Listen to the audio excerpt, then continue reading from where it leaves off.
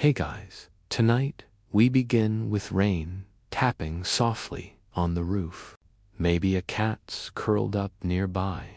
Maybe you've got your weighted blanket wrapped around you like a burrito of calm. Whatever it is, lean into it. Dim your screen. Let your eyes get heavy, because for the next, well, however long you last, we're drifting through the damp, wind-swept shores of Scandinavia 1,000 years ago. To ask a question no one really bothers to ask.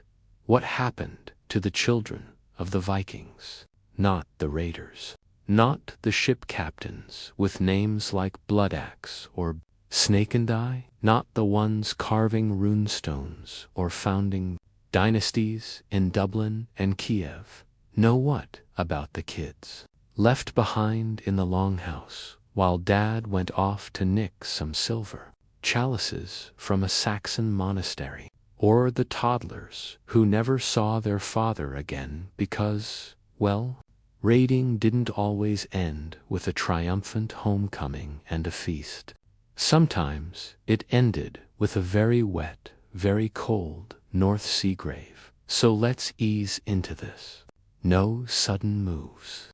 No dramatic music swells. Just a slow, meandering stroll through birch forests, past sheep pens and smoke-wreathed hearths, where children's, some destined for greatness, most forgotten by time, learned how to gut a fish, spin wool, or, if they were particularly unlucky, how to survive being the 9th son of a jarl who already had 8 perfectly serviceable heirs, because Viking childhood wasn't like ours.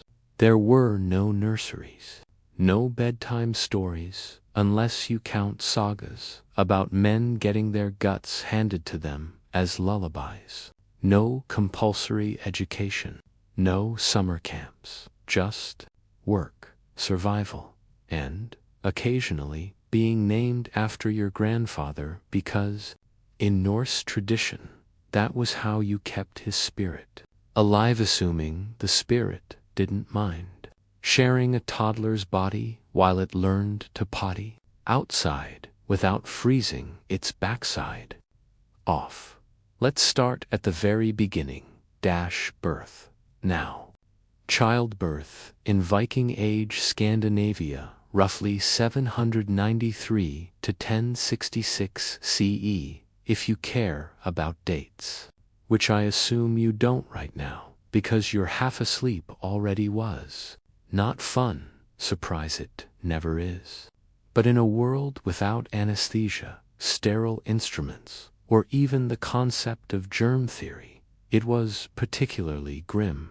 Women gave birth in the women's quarters of the Longhouse of Inn alone, or with the help of a midwife who knew just enough to cut the umbilical cord with a cleanish knife and swaddle the baby in wool. And here's the first real gut punch.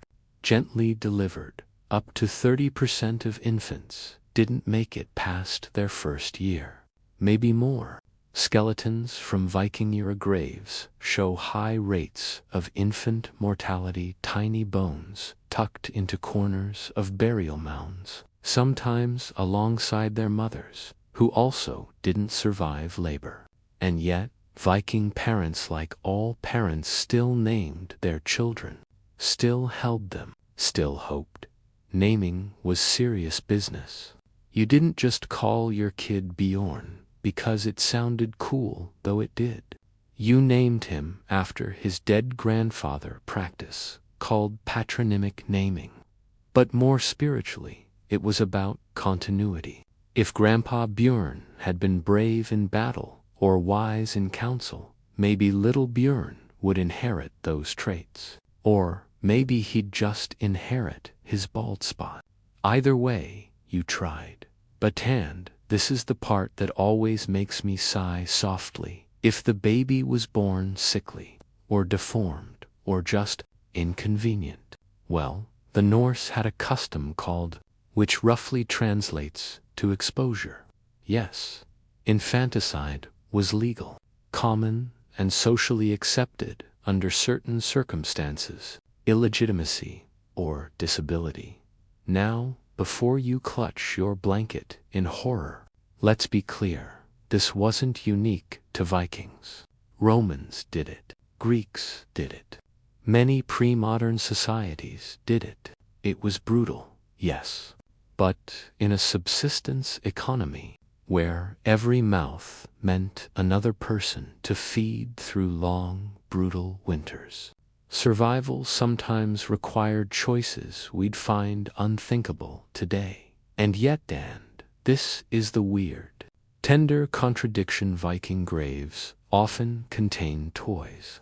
Little wooden horses, miniature weapons carved from bone, dolls with carefully braided hair. So yes, they practiced exposure, but the children they kept, they loved them fiercely. Take the Oseberg ship burial in Norway, lavish 9th century grave of two high-status women, possibly a queen and her priestess. Among the treasures, a child's sled, tiny, elegant, perfectly crafted. Someone grieved that child. Someone carried that sled into the grave, as if to say, she'll need this in the next life too. But most Viking kids didn't die young. Most grew up, and when they did, their days were, well, full. Let's float over to a typical farmstead in, say, western Norway, around the year 900. It's early spring. Snow still clings to the north side of the hills. The sheep are restless. And in the longhouse, a boy named Einar, age 6, is already chopping kindling. Not because he's being punished, because that's just what you did. You contributed, or you didn't eat. Viking children didn't have childhood as we imagine it. No extended playtime. No years of sheltered innocence. By age 5 or 6, both boys and girls had chores. Girls spun wool, churned butter, fetched water from the icy stream, which, by the way, was a daily battle against hypothermia and slippery rocks. Boys herded goats, mended fences, practiced throwing spears at targets made of bundled straw. And yes, they played. Of course they did. Humans are wired for play, even in hard times. We've found dice games, knucklebones, animal joints used like jacks, and even board games like Hinnafedifa, Viking version of chess, where a lone king tries to escape a swarm of attackers. Kids loved it. Probably argued over it just like we argue over Monopoly. But play always gave way to duty, because everyone in the household had a role. Even toddlers carried firewood. Even grandmothers brewed beer, which, by the way, was safer to drink than water. So everyone, yes, even the kids, drank weak ale daily. Don't at me, it's archaeology. Now, what about education? Well, if you were a boy from a powerful family, you might be sent away around age 10 or 12 to serve in another jarl's household. This wasn't punishment, it was networking. You'd learn warfare, horsemanship, poetry, yes, poetry. Vikings loved a good verse, duel, and how to behave at feasts without spilling mead on the chieftain's new wolf pelt. And if you were a girl, you stayed home, learned weaving, cooking, managing servants, if your family had any, and how to run a household the size of a small village. Because when you married often in your mid-teens, you'd be expected to oversee everything from food storage to livestock to the spiritual health of the home. More on that in a bit. Marriage. Let's not rush it, but let's acknowledge it. Viking teens didn't get to find themselves. They got married. Often arranged, often young. Girls as early as 12 or 13. Boys a bit older. once they'd proven they could provide. And here's a quiet tragedy worth noting. Many Viking girls died in childbirth. Their skeletons show the wear of repeated pregnancies, nutritional stress, and pelvic fractures. To be a Viking woman was to be strong, yes, but also to live under a shadow of physical risk that began frighteningly early. But not all Viking children grew up on farms.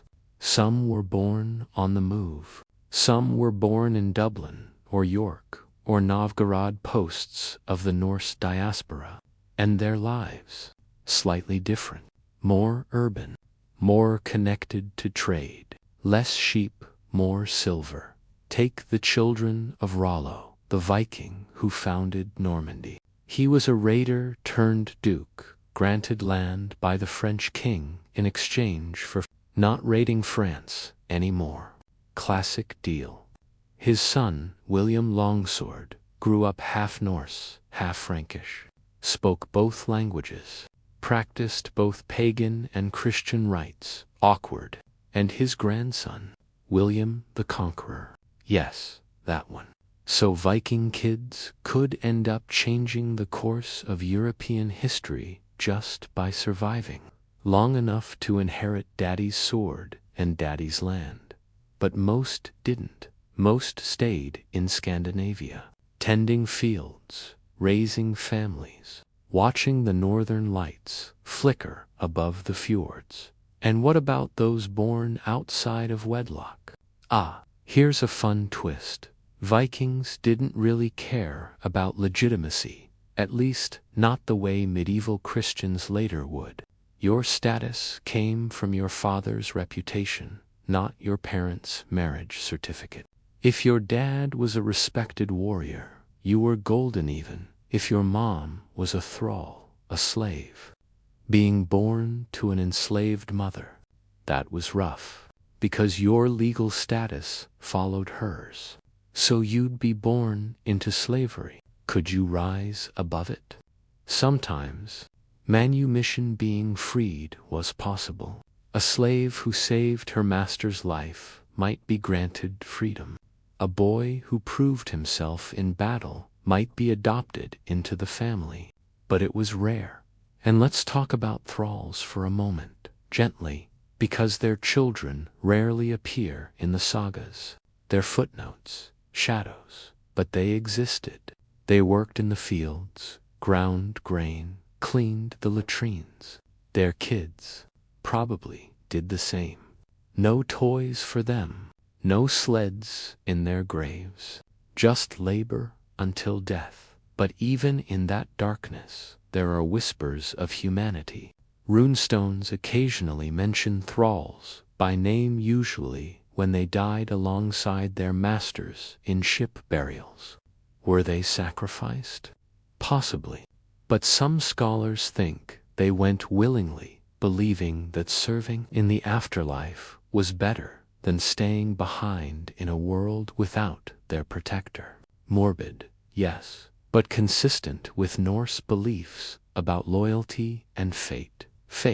The Vikings believed in Wyrda, kind of inescapable destiny, woven by the Norns, those mysterious goddesses at the base of Yggdrasil, the world tree.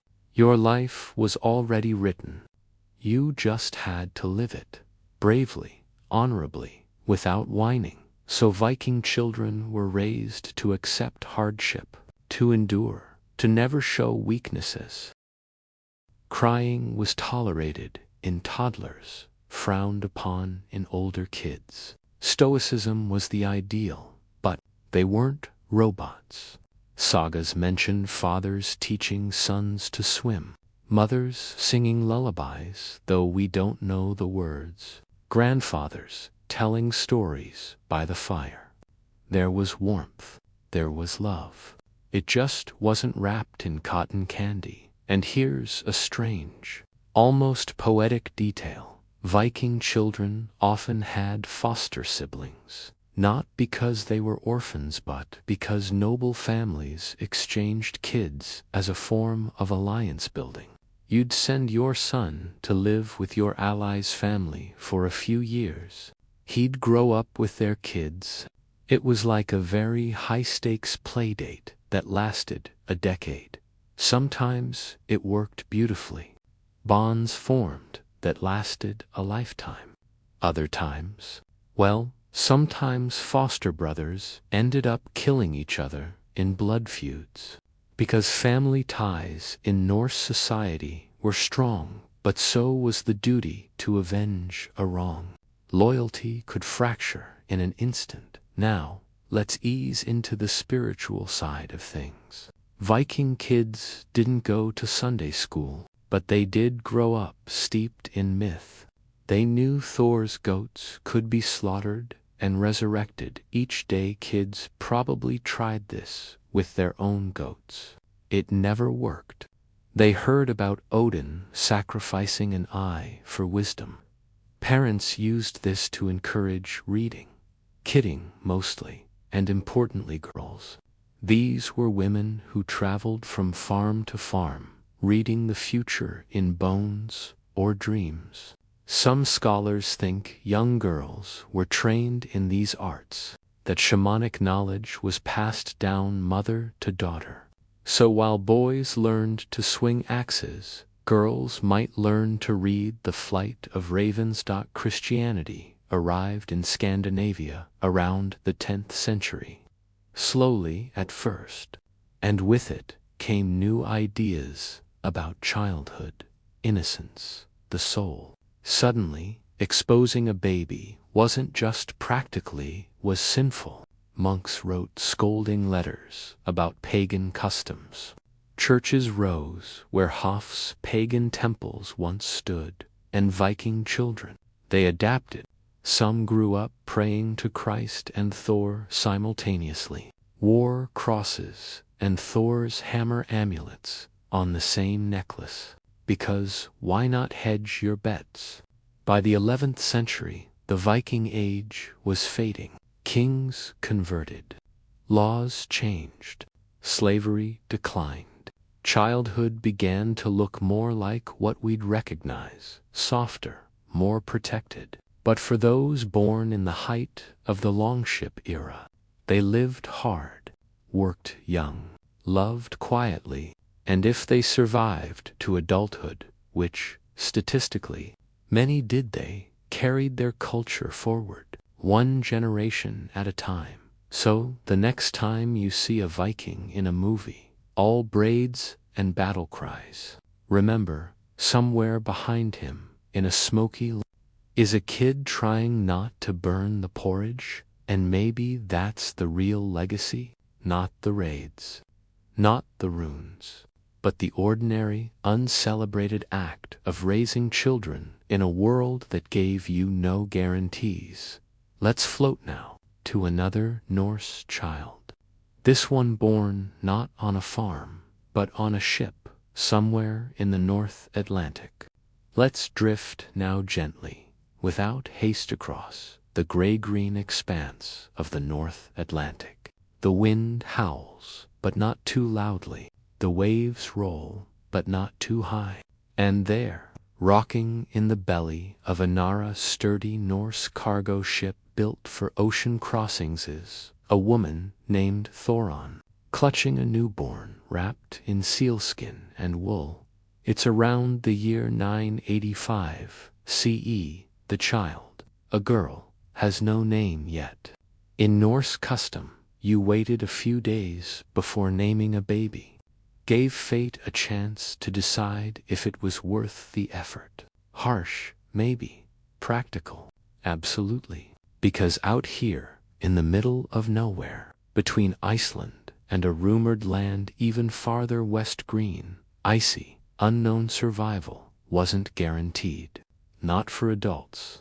Certainly not for infants. This child, if she lives, will become one of the first Norse babies born in Greenland. Her father, none other than Eric the Readiest.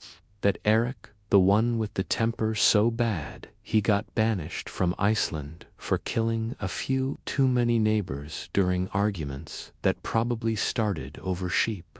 He named this new land Greenland, not because it was green, though the coastal fjords in summer did blush with grass, but because, as the sagas dryly note, men would be more eager to go there if it had a good name. Marketing, Viking-style. Now, little Thorin. We'll call her that for now, though her real name may have been something like Gudred or Freydis. More on her soon. Would grow up in a world of stone houses, turf roofs, and sheep that outnumbered people 10-1. Bratteli, Eric's estate, was the heart of the eastern settlement, about 500 souls clinging to the edge of an ice sheet, farming what they could, hunting what they couldn't, and childhood here, even harder than in Norway. Crops barely grew. Barley, maybe, in good years. Most food came from the sea or from livestock, so kids learned to fish before they could read runes, which, honestly, most never did.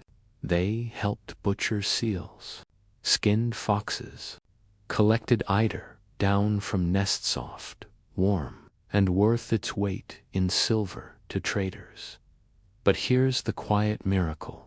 These children thrived. For a while, anyway.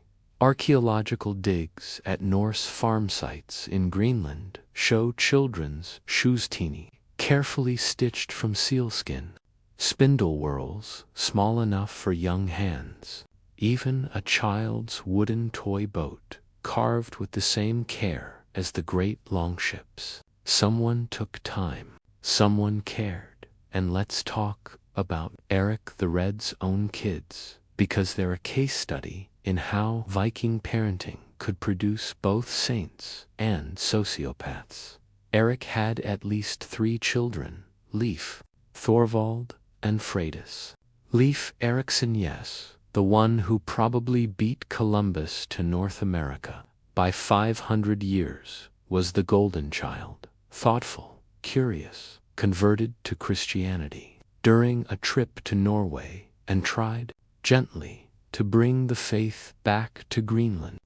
Less famous, died on an expedition to Vinland, modern-day Newfoundland, reportedly shot by an arrow after his men killed some of the indigenous people they called Sr. A tragic end, but not unusual for the time. Exploration was dangerous.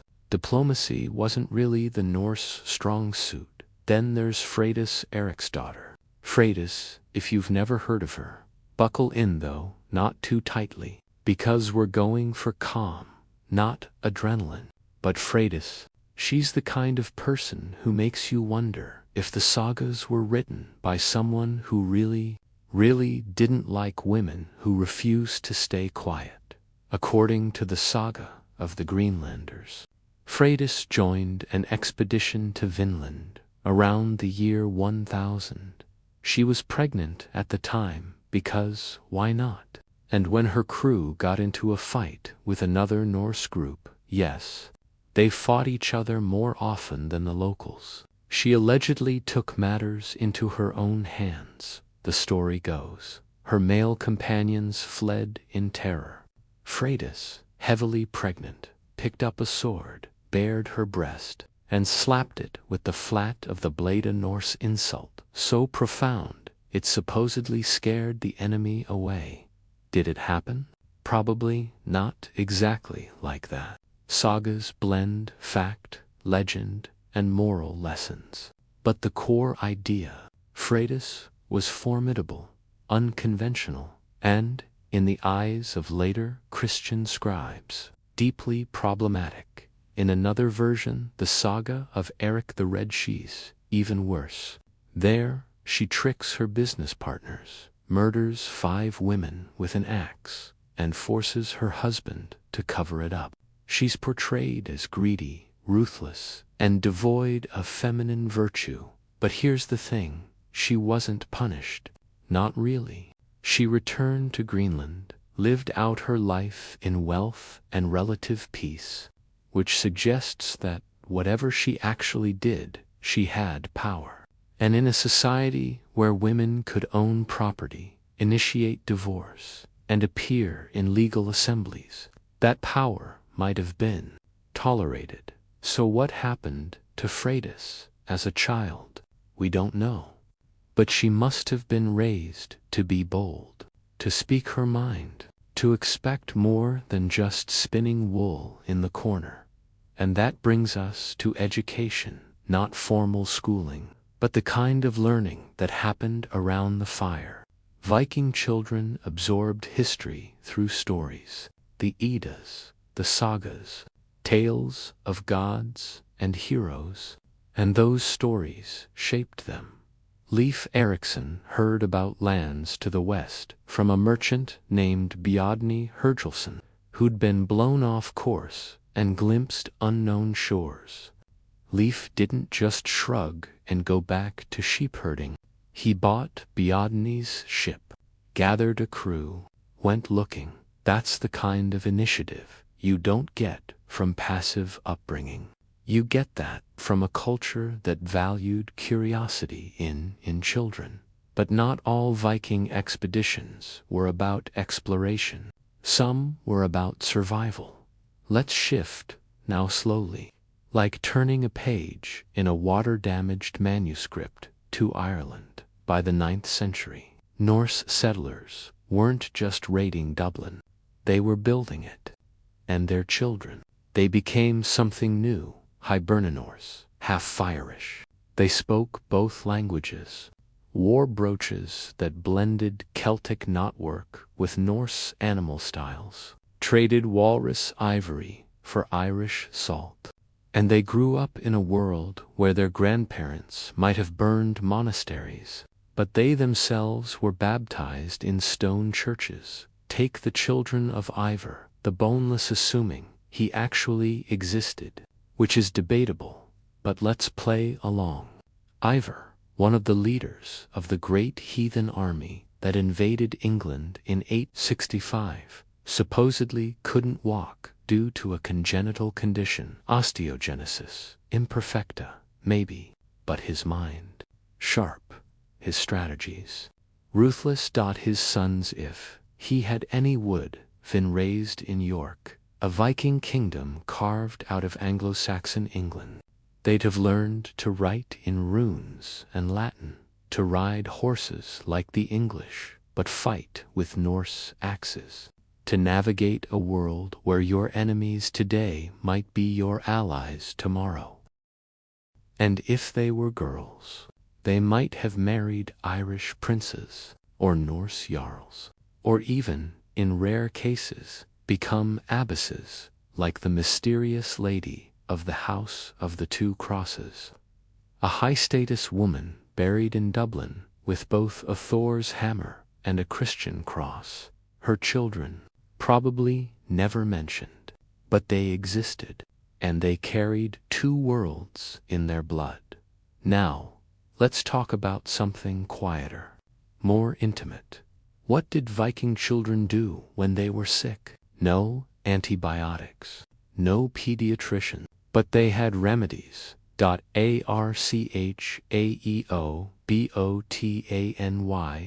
- fancy word for studying ancient plant remains, shows that Norse healers used yarrow for wounds, meadowsweet for fever, and mugwort for, well, probably everything.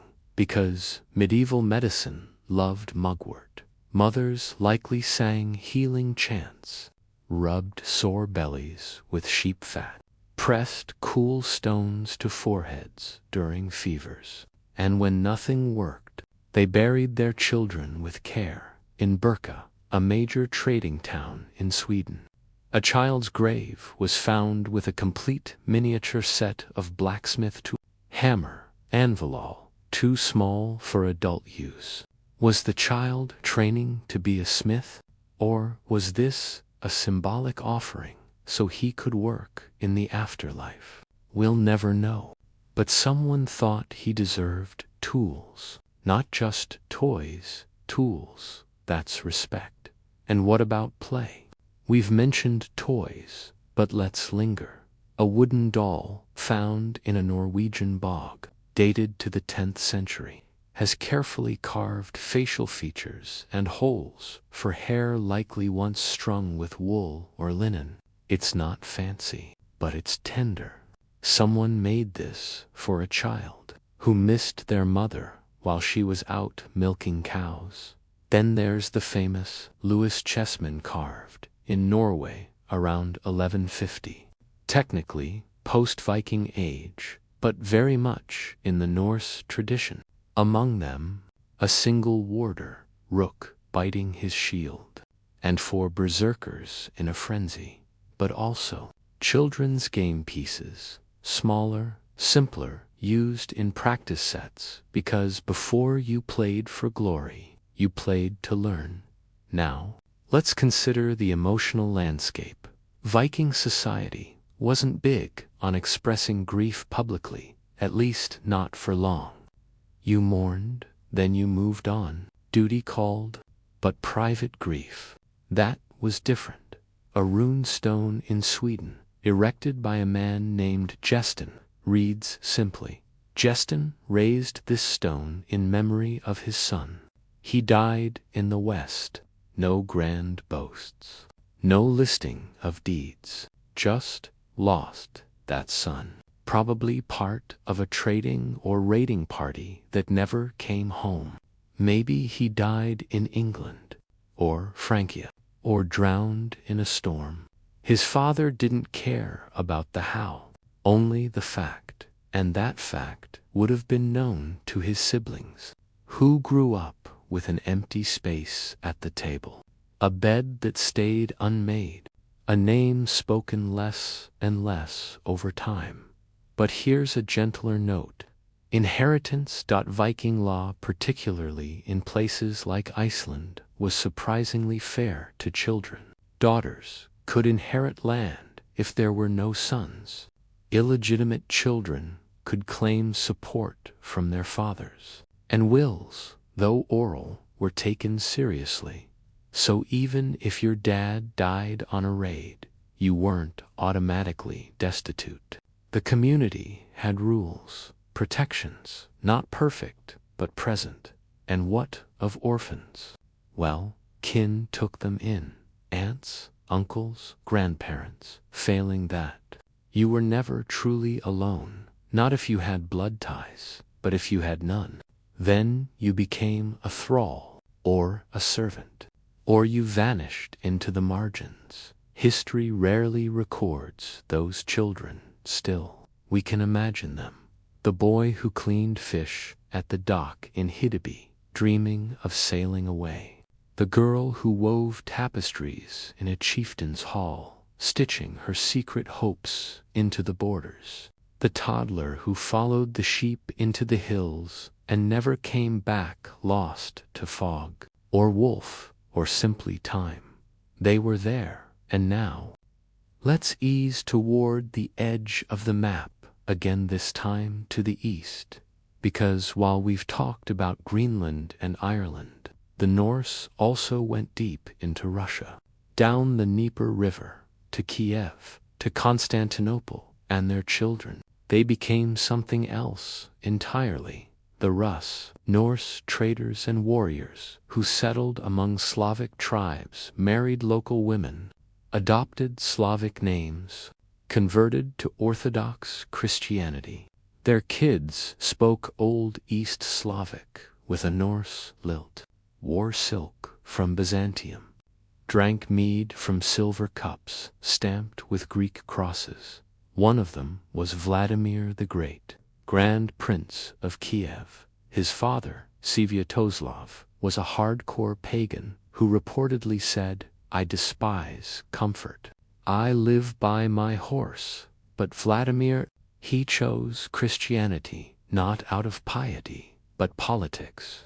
And legend says he sent envoys to inspect the religions of the world.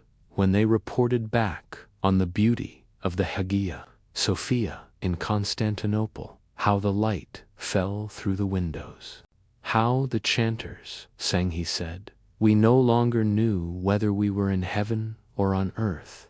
And so he baptized Kievan Rus. His children grew up in a court that blended Norse warrior ethos with Byzantine ritual. His son, Yaroslav, the wise, built churches, compiled law codes, and married his daughters to kings across Europe, France, Hungary, Norway. One of those daughters, Anna of Rus, became Queen of France.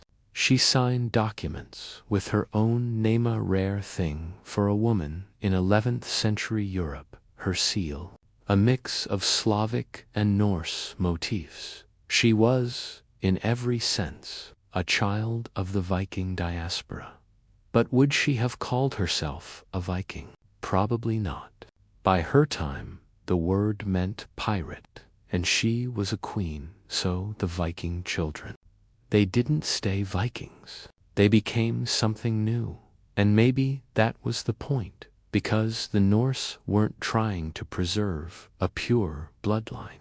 They were trying to survive, to adapt, to find better land, better trade, better futures for their kids, even if it meant those kids would one day forget the old gods, even if it meant they'd grow up speaking a language their grandparents wouldn't recognize, even if it meant their toys would be made of French ivory instead of Norwegian wood. They moved on, and the world moved with them. Now, let's linger for a moment on a final, quiet image in L'Anse aux Meadows, Newfoundland, the only confirmed Norse site in North America. Archaeologists found which is odd, because butternut trees don't grow in Newfoundland. They grow hundreds of miles south, in New Brunswick, which means someone, possibly a Norse explorer, possibly a child, traveled that far south, or traded with indigenous people who did. And among the artifacts, a spindle whorl, used for spinning wool, which means a woman was there. And if a woman was there, she may have had a child born not in Norway, not in Greenland, not even in Iceland, green heart of a continent that would one day forget the Norse ever came. What happened?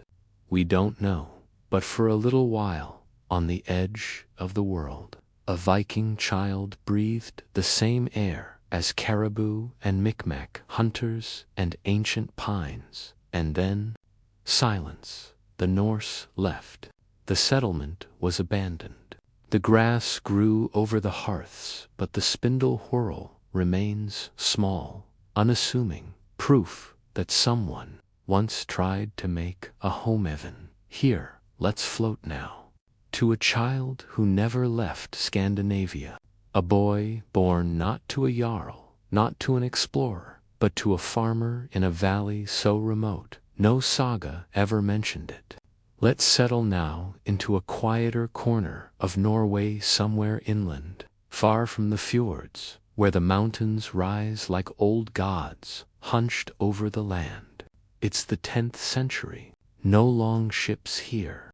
No foreign coins clinking in pouches. Just pine trees, stone walls, and the low murmur of a river that's seen more winters than anyone can count. In a modest longhouse, roof sagging slightly under the weight of last night's snow, a boy named Rolf wakes before dawn. He's 8. His feet hit the dirt floor, cold as a troll's kiss, and he doesn't complain. Complaining doesn't warm your toes. Only work does. Rolf's father is a free farmer, Bondi. In Old Norse, not a chieftain, not a warrior of fame. Just a man who owns a few cows, a patch of barley, and enough land to feed his family if the summer is kind. His mother tends the hearth, brews the ale, and weaves cloth so fine it could be traded in Bergen if they ever made the journey. Rolf has 2 younger sisters and an older brother who's already learning to steer a boat. His life will likely mirror his father's. Plow the fields in spring, mend fences in summer, salt fish in autumn, and hope the goats don't all die in the winter blizzards. This is the life of most Viking children. Not raiders, not founders of kingdoms, just people living. And yet, even here, in this nameless valley, Norse culture pulses through daily rhythms. At breakfast, thin porridge with dried berries. Rolf's father tells a story. Not a grand saga of gods and giants, but a local tale. How his own father once tracked a bear that had stolen 3 sheep, and how he finally cornered it near the waterfall, and how the bear, rather than fight, just looked at him, then turned and walked away. Sometimes, his father says, stirring the pot, strength isn't in the strike, it's in knowing when not to. Rolf files this away, not because he's deep, but because stories are how you learn to be a person. Later, he helps his sisters gather kindling. They chatter in the easy way, siblings dudesing, sharing secrets, complaining about chores. One sister, Astrid, has a loose tooth. She wiggles it constantly, proud of the gap forming. When she spits, she aims for a flat stone like it's a game. Their mother watches from the doorway, smiling faintly. She knows this peace won't last. Childhood never does now. Let's pause here, not to analyze, not to dramatize, just to sit with them for a moment, because so much of Viking history focuses on violence, exploration, and power. But most Norse children never saw a battle, never boarded a ship bound for foreign shores, never met a king. They lived small lives in a vast landscape shaped by seasons, not sagas. And in those small lives there was dignity. Take education, again not book learning, but Rolf learns to carve wood by watching his uncle whittle spoons. He learns to read the weather by noticing how the ravens fly before a storm. He learns fairness by watching his father settle a boundary dispute with a neighbor over a shared grazing plot, not with swords, but with words and a shared cup of mead. Conflict resolution, Viking style, talk first, fight only if you must, and even then, try to leave room for reconciliation, because feuds, while glorified in poetry, were exhausting in practice.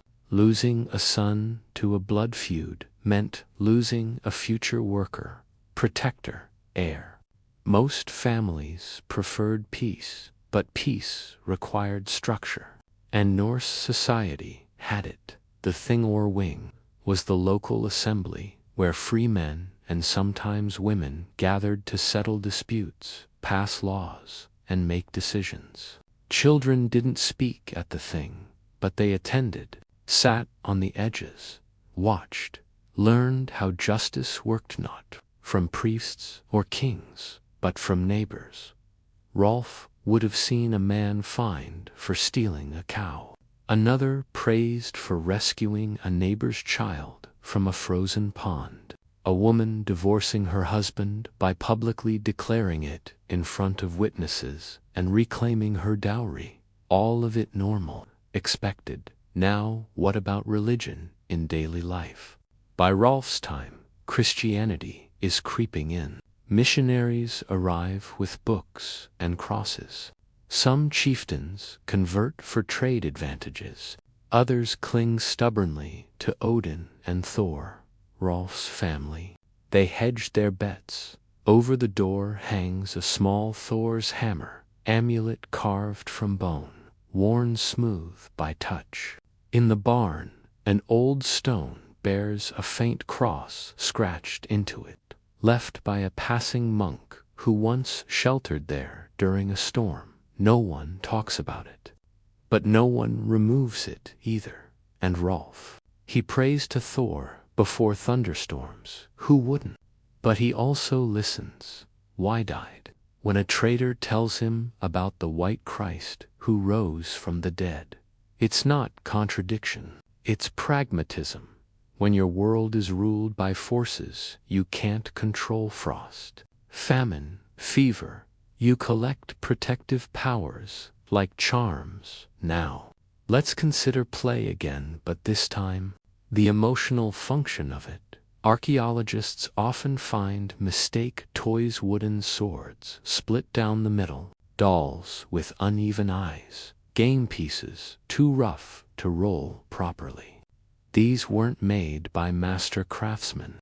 They were made by fathers, uncles, older brothers, people who weren't skilled carvers, but tried anyway. Because giving a child a toy was an act of hope. Hope that they'd live long enough to play with it. Hope that they'd laugh while using it. Hope that someday they'd make one for their own child. And hygiene.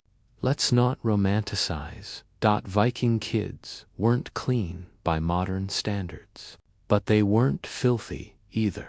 Combs are among the most common Norse artifacts, made of bone or antler, finely toothed, sometimes decorated, not just for looks, but to remove lice. A constant battle. Tweezers, too, have been found in children's graves, for plucking stray hairs, removing splinters. We don't know. But the fact that kids had personal grooming tools suggests a culture that valued neatness, even in hardship, and clothing wool, mostly linen for the wealthy. Bright dyes, if you could afford them, madder, root for red, woad for blue. Children wore scaled-down versions of adult clothes, tunics, trousers, cloaks fastened with brooches. Shoes were precious, repaired repeatedly. A child's shoe found in York shows 17 patches, 17. Someone kept it wearable because new shoes were expensive. Now, let's talk about death again, but gently. Most Viking children who died did so quietly. No fanfare, no stone, just a small body wrapped in cloth, buried near the house or in a family plot. But when a child of status died, the grief was monumental. Take the case of King Harold Bluetooth's grandson. When he died young, his body was laid in a ship burial with horses, dogs, weapons, and even a peacock imported from who knows where, closing parenthesis. Why? A peacock, symbol of immortality, of paradise. Even pagans dreamed of beauty beyond death, and in Iceland, where wood was scarce, children were sometimes buried in wooden chests, strier-purposed from household storage, a final cradle. Now, consider this. Viking society had no concept of original sin. Children weren't born tainted. They were born blank-shaped by fate, yes, but also by upbringing, which meant parenting mattered.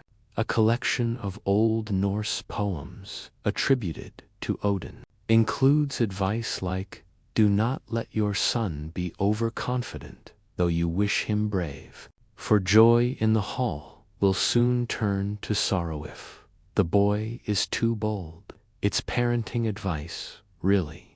Don't spoil him. Don't scare him. Find the balance. And another verse. A foolish man lies awake all night, worrying about everything. He's tired by morning, and that's how it is. Sound familiar? Every parent has been that foolish man, so the Norse knew anxiety, knew the sleepless nights, knew the fear that your child might step wrong and fall into ruin, but they also believed in resilience. Let's return to Rolf for a moment. By age 10, he's helping his father build a new byre. His hands are calloused, his back aches, but he's proud. Because the family will have more milk this winter. Because the calves will survive. At 12, he'll be trusted to take the sheep to higher pasture alone. He'll carry a knife, not for fighting, but for cutting rope, skinning rabbits, carving notches to count the flock. At 14, he might be sent to serve in a neighboring jarl's household, not as a slave, but as a hergmar, a retainer in training. There, he'll learn to ride, to recite poetry, to sit properly at feasts without spilling his drink. And if he's clever, he might become a skalda poet. The Norse valued words as much as weapons. A good verse could win you favor, settle a feud, or immortalize your name. But if he's not clever, he'll come home, marry a girl from the next valley, build his own longhouse, and his children will do the same. Now what about girls like Astrid? At 10, she's already spinning thread so fine it gleams. She helps her mother dye wool with plants gathered in the spring yarrow for yellow, heather for purple. She learns which mushrooms are safe, which herbs ease cramps, how to stitch a wound with sinew thread. At 12, she might be betrothed. Not sold, not exactly, but promised. Marriage alliances were economic partnerships. Love was nice, but survival came first. Still, Norse law gave girls surprising rights. A girl could refuse a match if she found the man repulsive. Though doing so risked family tension, she kept her dowry. If her husband died, she controlled it. If he beat her, she could divorce him and take half his property. Not equality by modern standards, but for the 10th century, remarkable. And some women like the Volvas held spiritual power.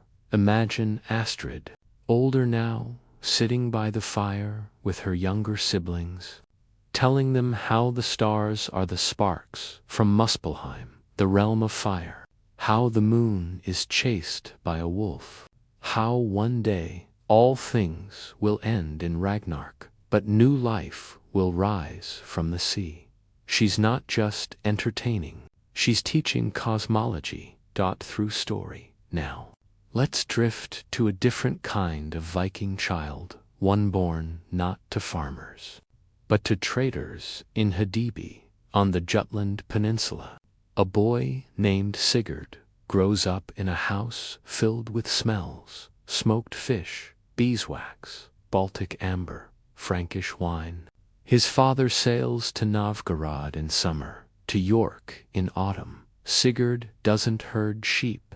He counts coins, learns weights and measures, practices speaking Old English with visiting merchants. By 16, he'll captain his own ne'er. His childhood is cosmopolitan. He's seen Christian priests, Muslim traders from the Volga, Slavic craftsmen. He wears a silk cap from Byzantium and a Thor's hammer from home. He's a child of the network, the vast, invisible web of Norse trade that stretched from Greenland to Baghdad. And his children, they'll be even more blended. Maybe one will convert fully to Christianity. Another will marry a Slavic princess. A third will write legal codes in Latin.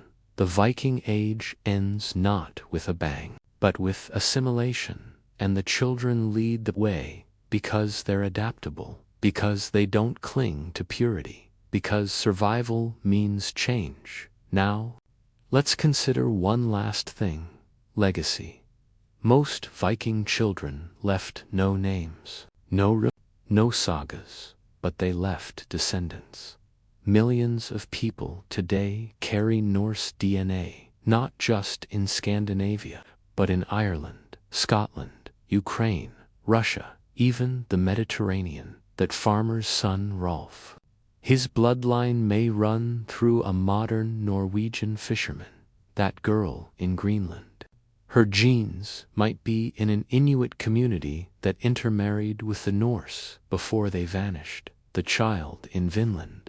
Maybe their line continued through indigenous peoples, though we have no proof. It's possible. Contact wasn't always conflict, and that's the quiet truth. The Vikings didn't just raid and leave. They stayed, they mixed, they raised children who became something new, and in doing so, they faded not into myth, but into the fabric of Europe itself. So the next time you see a Norwegian sweater, or hear an Icelandic name, or taste rye bread in Denmark, remember, it wasn't just the warriors who built this world, it was the children who learned to spin wool in the rain, who mended shoes with frayed thread, who listened to stories by the fire and believed just for a moment that they, too, could sail to the edge of the world, even if they never left the valley. Let's float now to a child who did leave, not by choice, but by capture, because not all Viking children grew up free. Let's lower our voices now just a little as we step into a darker, quieter current of this story. Not all Viking children were born to farmers, chieftains, or traders. Some were born into chains, and some were stolen. Because, while the Norse are famous for raiding monasteries and sacking towns, they were also prolific slavers. It wasn't just gold and silver they carried home in their longships. It was people, and among those people always were children. Now, before we go further, let's be clear. This isn't a tale of horror, not in the way you might expect. We won't linger on violence. We won't dramatize trauma. Instead, we'll move slowly, as if walking past a half-closed door, acknowledging what's inside without staring too long. Because the truth is, we don't know much about enslaved children in the Viking world. Their voices didn't make it into the sagas. Their graves rarely bear markers, but they were there. Archaeology tells us this. Written records mostly from horrified Christian monks tell us this. Even Norse law codes, dry as dust, mention them. The Gulathing law of Norway, for instance, sets fines for killing someone else's thrall, not because it was murder, but because it was property damage. A child thrallryle, in Old Norse, was born into a life of labor, with no promise of freedom. If their mother was enslaved, they were too.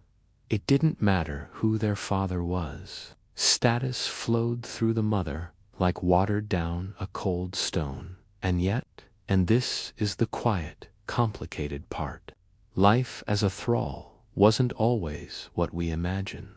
Don't misunderstand. It was still bondage. No freedom to leave, no right to refuse work, no legal personhood. But Norse slavery wasn't plantation-style chattel slavery as it existed later in the Americas. It was more domestic. Thralls lived in the same compound as their owners, ate the same food, though less of it, worked alongside them in fields, kitchens, stables. Some even slept in the same longhouse, just in the drafty corners near the door. And children, they played with the master's kids, not as equals, no, but as companions. A thrall boy might fetch firewood with the Jarl's son. A thrall girl might help the Jarl's daughter spin wool. They shared chores, shared jokes, shared cold nights huddled by the hearth, and sometimes, rarely, but sometimes that closeness led to something more. Manumission freeing a thrall was possible. A master might free a loyal servant on his deathbed. A thrall might buy their freedom with saved-up goods. Yes, they could sometimes earn or trade small items. Or, in the most fraught cases, a thrall might become part of the family through intimate ties. We have runstones that read Toki raised this stone in memory of Isolfur, his brother. But Isolfur's name is carved in smaller letters, and the inscription doesn't call him son of, just Toki's brother. Scholars suspect Isolfur was born to the same father, but one mother was free, the other enslaved. So one boy inherited a name, land, and future. The other inherited silence. But Toki remembered him. That's something. Now, what about children taken in raids? Picture this. A coastal monastery in Ireland, 820 CE dawn, smoke rising from thatched roofs.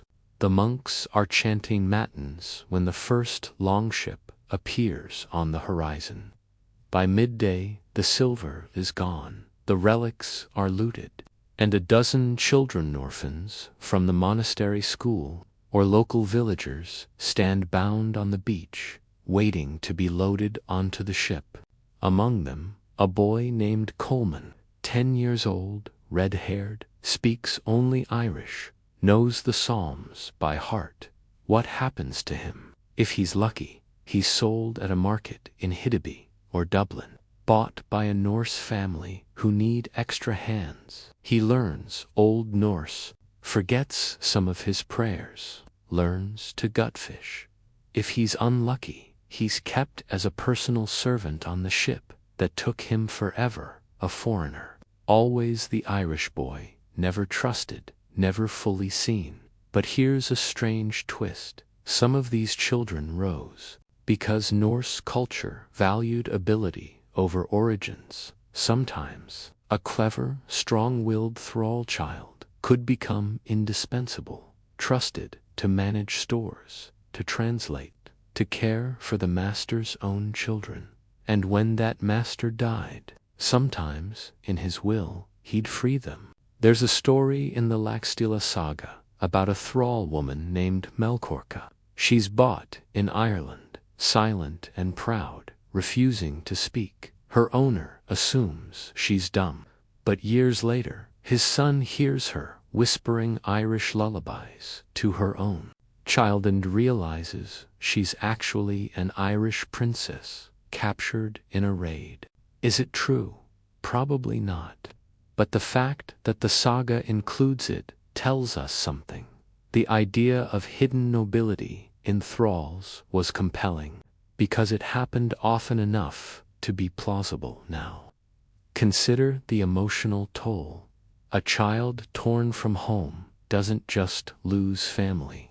They lose language, ritual, identity. Coleman might forget how to say mother in Irish, might start dreaming in Norse, might flinch at the sound of Latin chant, not from hatred, but from memory. And if he survives to adulthood, he might never speak of his origins, might tell his own children he was always Norse, because shame is a powerful eraser. But not always. In some cases, enslaved children became cultural bridges. Archaeologists in Sweden have found Christian medallions in Norse graves, likely brought by thralls from the British Isles or Francia. Over time, these objects weren't just trinkets. They became part of Norse spiritual practice. Maybe a thrall mother showed her Norse mistress how to pray before childbirth.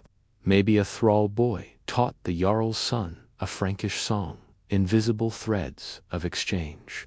Now, let's shift gently to the other side. Norse children captured by others. It happened, less often, but it did. Slavic tribes captured Norse traders. Irish kings took Viking raiders prisoner. And sometimes children were caught in the chaos. A Norse boy shipwrecked on the coast of Wales might be taken in by a local chieftain, not as a slave, but as a curiosity, raised as a foster son, given a new name, taught new gods. Would he remember his old life? Maybe in fragments. The smell of tar on ropes, the sound of his mother singing a lullaby in a language he can no longer speak, but he'd adapt, because children do, and in time, he might even forget he was ever Norse. Which brings us back to identity, not as something fixed, but as something fluid. The Vikings didn't have a word for race as we understand it. They cared about lineage, yes, but more than that, they cared about loyalty, skill, honor, a child whether born free or enslaved, Norse or foreign, was judged by what they did, not just who they were. Which is why some thralls appear in sagas as wise counselors, why some Irish-born boys became respected warriors in Norse armies, why some daughters of Slavic princesses ruled as Norse queens. Now, let's consider one final, quiet form of Viking childhood, the foster child of war. When Norse armies conquered a town, they didn't always kill everyone. Sometimes they took hostages, especially high-born children. A Saxon noble's son might be sent to Denmark as a guest of a jarl. In theory, it was diplomacy. In practice, it was insurance. Harm our people, and your son dies. But over time, these hostages often became something else. Allies. Raised in Norse households, they learned the language, the customs, the values. They formed bonds. And when they returned home, sometimes decades later, they brought Norse ideas with them. One such boy might have been Edgar Theling, the last male heir of the Anglo-Saxon royal house. After the Norman conquest, he fled to Scotland, then possibly to Scandinavia. Did he raise Norse-speaking children? We don't know. But the possibility lingers. And what of girls taken as hostages? Even rarer to document. But they existed. A Welsh princess sent to a Norse court might be married off to secure peace. Her children would be half Welsh, half Norse, raised on stories of both Arthur and Odin. They'd weave two worlds into one. Now, let's return to the emotional core. What did these children feel? We can't know, but we can imagine. The thralled child who secretly kept a smooth stone from her homeland in her pocket. The captured Irish boy who flinched every time a ship horn blew. The Norse hostage who missed the smell of his mother's bread but couldn't admit it, because showing weakness wasn't allowed. They carried silence. But silence isn't emptiness. It's full of unspoken things. And in that silence, they grew. Some broke, some bent, some became harder than iron, but most just. Lived, worked, loved, raised their own children, free or enslaved, Norse or foreign, and hoped, quietly, that the next generation would have it easier. Now, let's ease away from captivity and toward something softer, illness. Because even free Viking children faced invisible enemies, malnutrition, infection, winter fevers, skeletal remains show signs of rickets, vitamin D deficiency from long, dark winters with little sunlight, dental wear from gritty bread, arthritis in teens from hard labor. A child with a limp might be given lighter duties. One with poor eyesight might become a storyteller. The community adapted, but there was no cure for tuberculosis or dysentery, or the mysterious fevers that swept through longhouses in summer. When a child fell ill, the family did what they could: herbs, chants, offerings to the gods. And if the child died, they were buried with care. In a cemetery in Burka, a child's grave contained a single amber bead, likely a gift or a charm. Nothing grand, just something beautiful to take with them. Now, consider this. Norse belief held that the dead went to different places, warriors to Valhalla, good folk to Folkvanger, others to hella-neutral underworld. Not hell as Christians imagined it, but a quiet, misty place where you simply were. Children, they went with their mothers, or to a special part of hell for the young. No judgment, no punishment, just rest, so parents could grieve, but without terror. Their child wasn't damned, just gone, and in that there was a kind of peace. Now, let float toward the end of the Viking Age itself, and the children who lived through the change. By the 11th century, Christianity was taking hold. Churches rose where Hofs once stood. Bishops replaced Gogr, pagan priests, and the children. They were baptized in Norway. King Olaf II later, Saint Olaf, forced conversions. But in Iceland, it happened peacefully at the Althing in 1000 CE. We shall all be Christian, the law speaker declared, but pagans may still worship in private. A compromise, a gentle shift, and the children. They grew up saying the Lord's Prayer in the morning and leaving milk for the landvader spirits of the land at night. Slowly, especially when you're taught them by your grandmother. So the final generation of Viking children didn't burn their lives. They just stopped building new ones. They farmed. They traded. They wrote laws in Latin. They buried their dead in churchyards, with crosses over their hearts. But sometimes, on midwinter night, they still left out a bowl of porridge for Odin's horse, just in case, because childhood is where belief begins. And even when the world changes, the things you learn before age 10, they stay with you. Now, as we near the end of this long, slow drift through Norse childhood, let's return to where we began, with the ordinary, not the raiders, not the kings, but the boy who lost tooth. The girl who mended a shoe 17 times, the child who carried water in the snow and never complained, didn't change history, but they lived it. In their quiet persistence, in their ability to spin wool, gutfish, tell stories, survive winters, they kept a culture alive long enough for it to transform, not vanish, transform. So the next time you hear Viking, don't just picture a horned helmet. They didn't wear those. By the way, picture a child sitting on a log outside a longhouse, carving a toy boat with a dull knife. The sun is low. The sheep are bleating. His mother calls him in for supper, and for a moment, just a moment, he imagines sailing that little boat across the sea, not to raid, not to conquer, just to see what's there, and maybe, someday, bring back a story for his own children. Let's rest now.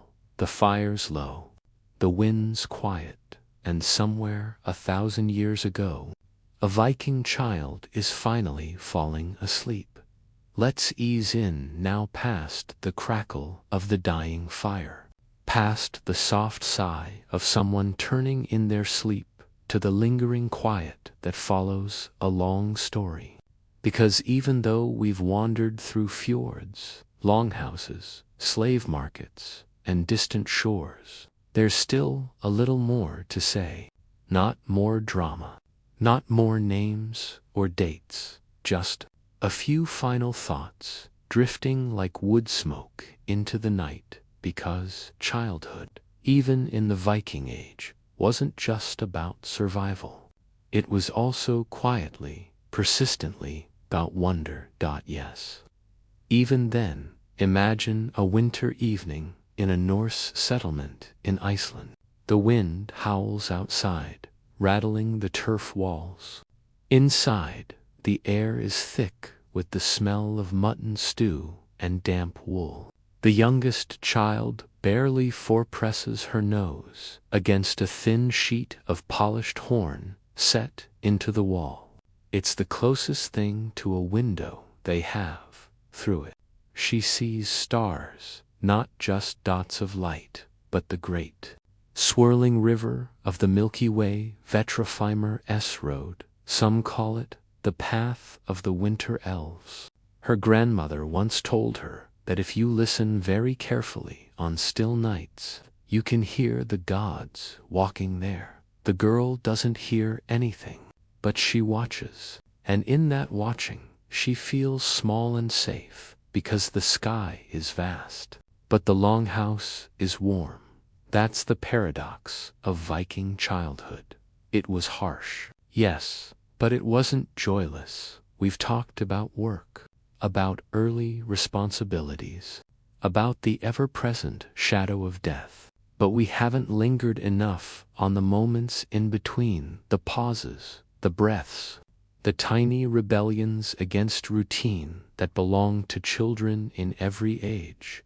Like the boy who sneaks an extra honey cake when his mother isn't looking, or the girl who ties knots in her weaving on purpose, just to see if anyone notices, or the siblings who invent a secret language using only whistles and hand signs.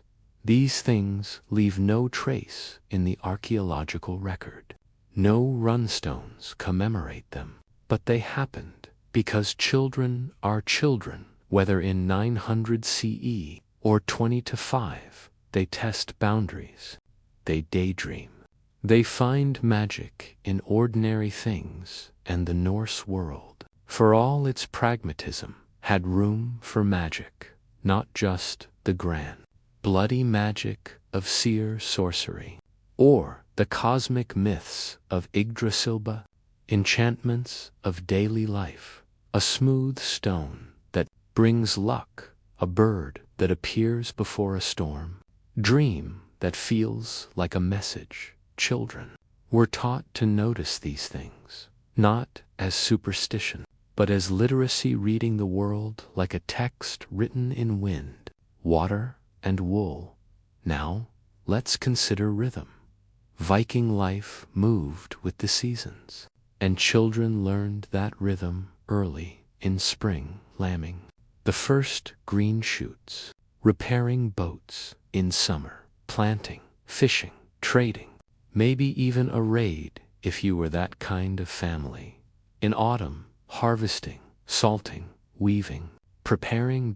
In winter, storytelling, crafting, waiting. There was no summer vacation, but there was seasonal variety enough to keep life from becoming monotonous. Even in hardship, and during the long winter nights, when work slowed and the fire burned low, that's when stories bloomed, not just sagas of heroes, but family stories. Your uncle once got lost in a blizzard and followed a fox back home. Your great-grandmother could charm wolves with her voice. Your father cried the first time he killed a sheep. Now look at him. These weren't just entertainment. They were identity. They told the child, this is who we are. This is how we survive. This is what we value, and sometimes rarely, but beautifully, they included failure. Because Norse culture, for all its warrior ethos, didn't demand perfection. It demanded endurance. A boy who failed to land a spear wasn't mocked. He was told, try again tomorrow. A girl who burned the bread wasn't scolded harshly. She was shown how to test the oven's heat with a blade of grass. Mistakes were part of learning, and learning never stopped. Now, let's talk about names one last time, not just as labels, but as vessels. When a Viking child was named after a grandparent, it wasn't just tradition. It was a kind of resurrection. The dead lived on, not in a Christian heaven, but in memory, in mannerism, in the way a child tilted their head or laughed at their own jokes. And if that child grew up to be kind, brave, or clever, it reflected well on the ancestor whose name they bore. But if they were cruel or cowardly, The name could be tarnished, so naming was a quiet pressure, a gentle expectation to honor those who came before, not through glory, but through decency. Now, consider the silence between the lines of history. We know the names of Eric the Red's children because they did big things. But what about his neighbor's kids? The ones who never sailed to Greenland, never fought in Vinland, never made it into a saga. They're gone. Not a trace, but their descendants aren't genetic. Studies show that modern Icelanders descend from a surprisingly small founder, populationer around 20,000, people who settled the island between 870 and 930 CE, among them Norsemen and Gaelic women, many likely taken as slaves or wives from Ireland and Scotland. So the ordinary Viking child, the one who stayed home, married locally, farmed a modest plot, may well be the ancestor of thousands today. His name is lost, but his bloodline isn't, and that's a kind of immortality, even without ARUNESTONE. Let's float toward a final gentle irony. The Vikings are remembered as raiders, as warriors, as men who lived by the sword, but their greatest legacy wasn't conquest, it was continuity. They settled, they farmed, they traded, they raised families in places as far-flung as Sicily, Russia, and Newfoundland. And in doing so, they became part of the places they once invaded. Their children didn't cling to Vikeness. They became Dubliner, Kievan princes, Norman dukes, Icelandic lawmakers. They adapted, and in adapting, they vanished not as a people, but as a label, because identity isn't fossilized. It flows like a river carving a new path through old stone. So when we ask, what happened to the children of the Vikings? The truest answer is, they became everyone else, and in that they survived. Now, as we near the end of this long, slow journey, let's picture one last child, not famous, not tragic, not extraordinary in any measurable way. She's 10. Her name is Hildur. She lives on a farm in western Norway. Her hands are red from washing wool in the icy stream. Her hair is braided with strips of leather. She has a pet crow that follows her around the yard, croaking like it owns the place. Today, she helped her mother churn butter. Tomorrow, she walked the sheep to higher pasture. Next week, she'll start learning how to weave a proper tapestry, not just plain cloth, but one with patterns, dragons, ships, trees. She doesn't know it, but one day, her daughter will marry a trader who's been to Constantinople. Her grandson will be baptized in a wooden church by a priest who still leaves offerings to Thor when thunder rolls, and none of them will call themselves Vikings, but they'll carry it in their bones, in their stories, in the way they face winter without flinching. Hildur yawns now. The sun is setting. The crow hops onto her shoulder, surprisingly light. She scratches its head, then heads inside for supper. No one writes a saga about her, but she matters, because history isn't just made by the loud. It's carried by the quiet, by the children who show up, who do the work, who keep the hearth lit, and who, when the wind howls outside, don't panic because they know the walls are thick, the roof is sound, and someone inside is saving them a bowl of stew. So tonight, as you drift off, if you haven't already, remember Hildur. Remember the boy who carved a boat too small to sail. Remember the thrall girl who kept a smooth stone in her pocket. Remembered the child in Greenland who watched the ice shift and wondered what lay beyond. They're gone, but for a little while, thanks to archaeology, sagas, and a bit of gentle imagination.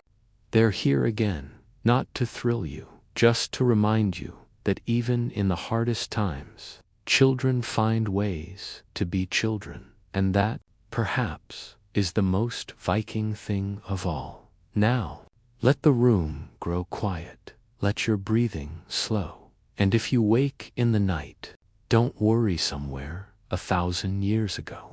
A Viking child is keeping watch for you. Sleep well. Let's drift back in, not with a jolt, not with a start, but with the soft creak of a longhouse door opening on a misty morning. The kind of morning where the world feels suspended, neither night nor day, neither dream nor wakefulness, because even though we've followed Viking children through birth, labor, exile, faith, and quiet endurance, there's still a thread left, unspun, not about what they did, but about what they carried, not in their hands, but in their minds. You see, Viking children didn't just learn chores and stories. They absorbed a worldview, a quiet philosophy, stitched into daily life like embroidery on a woolen cloak. And that worldview wasn't about conquest. It was about resilience. One word captures it best: DRENGSKAPR. It's hard to translate. Roughly, it means the conduct of a good man, but it applied to women too. It meant courage, yes, but also honesty, loyalty, generosity, and above all, keeping your word. A child raised with Drängscaper wasn't taught to win at all costs. They were taught to act with honor even when no one was watching, even when it cost them. Now, this wasn't preached from a pulpit. There were no sermons, no commandments carved in stone. It was shown through example. A father who returned extra change to a traitor because he'd been overpaid. A mother who shared her last loaf with a neighbor whose barn burned down. An older brother who took the blame for breaking a tool so his younger sibling wouldn't be punished. These weren't grand gestures, just the way things were done, and children noticed, because children always notice. Now, let's consider something we haven't touched on enough: play as preparation. We've talked about toys, wooden horses, miniature weapons, board games, but we haven't lingered on what those toys did. They weren't just for fun. They were simulations. A boy practicing with a blunt wooden sword wasn't just pretending to be a warrior. He was building muscle memory, learning distance, timing, footwork. A girl playing with a doll wasn't just mimicking motherhood. She was practicing care, how to hold something fragile, how to soothe, how to anticipate needs. Even Hnefatov, the Viking strategy game, taught spatial reasoning, patience, and the value of sacrifice. The king must escape, but to do so, his defenders must fall. Sound familiar? It's the same logic that governed real Viking life. Individual survival often depended on group sacrifice, so play wasn't frivolous. It was foundational, and here's the quiet marvel: it was unstructured, no adults hovering, correcting, enhancing the experience. Kids played on their own terms, in their own time, with whatever they could scrounge. A stick became a horse. A pile of rocks became a fortress. A frozen puddle became a skating rink. Yes, there's evidence Vikings used bone skates. Creativity wasn't nurtured. It was assumed because, in a world with few resources, imagination was your most renewable tool. Now, let's ease into the emotional texture of sibling bonds. Viking families were like 8, 10 children wasn't uncommon, though not all survived. And in that crowd, alliances formed. The eldest often bore responsibility, early watching younger ones while parents worked, not as a burden, but as a rite of passage. And younger siblings, they learned deference, but also how to negotiate, how to charm, how to get what they needed without direct confrontation. Sagas are full of brothers who feud, but also brothers who die for each other. Take the story of Gunnar and Hogni in the Volsunga saga. When captured, Gunnar is told he'll be spared if he betrays his brother's hiding place. He refuses. Later, thrown into a snake pit, he plays the harp with his toes as he dies calm to the end. Is it history? No, legend, but it reveals what the culture valued: loyalty unto death. And children heard these stories not as entertainment, but as instruction. Not be like Gunnar, exactly, but remember what matters. Now, what about grief among children? We've said Viking society didn't encourage public mourning beyond a certain point, but privately, a child who lost a sibling might keep their comb, or wear their cloak, or avoid the place where they last saw them alive. Archaeologists in Sweden found a child's grave with 2 combs, one adult-sized, one child-sized, placed side by side. Likely a parent and child buried together, perhaps after an illness swept through the household. No inscription, no fanfare, just 2 combs, lying in the dark for 1,000 years. But someone placed them there, carefully. That's love. And love doesn't need an audience. Now, let's consider illness again, not as tragedy, but as routine. Most Viking children got sick. Many recovered. Some didn't, but those who survived often carried the marks. Skeletal remains show healed fractures, broken arms set with splints of bark and cloth, dental abscesses that must have ached for months, signs of chronic anemia from poor diet. Yet these children kept working, kept growing, because there was no sick leave, no convalescence. You rested when you couldn't stand, then got up again, not out of stoicism alone, but because the group depended on you. Even small hands were needed. And here's a tender detail. Norse medicine included comfort, herbal teas sweetened with honey, warm stones wrapped in cloth for bellyaches, lullabies sung in low, steady tones. Care wasn't just clinical, it was intimate. Now, let's float over to Iceland one last time, because Iceland gives us the clearest window into ordinary Viking childhood. Why? Because the sagas were written there by descendants of the first settlers.